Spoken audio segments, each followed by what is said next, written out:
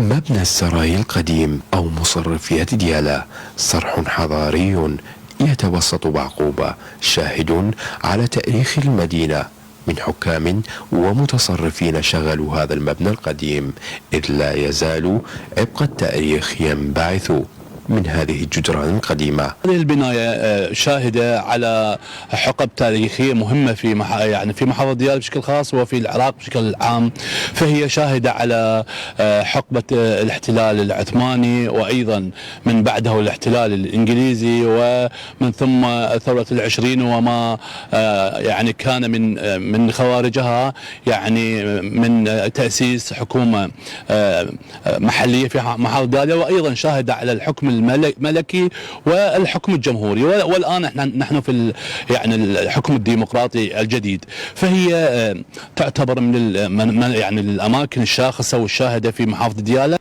هذا المبنى الذي يحاكي قصص قرن من الزمن يفتقر إلى الكثير من أعمال الترميم للحفاظ عليه من الاندثار، خصوصا إنه الآن يحتضن الاتحادات والنقابات الفنية والأدبية.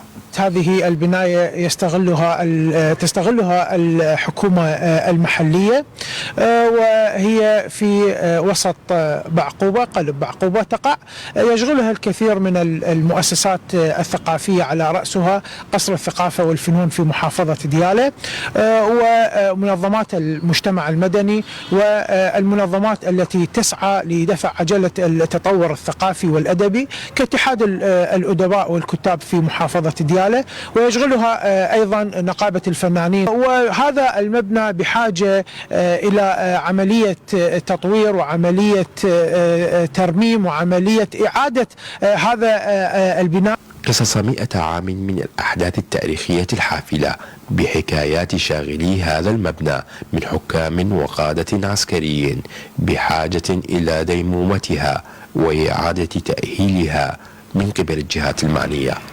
ياسر محمد، قناة آفاق، ديالى.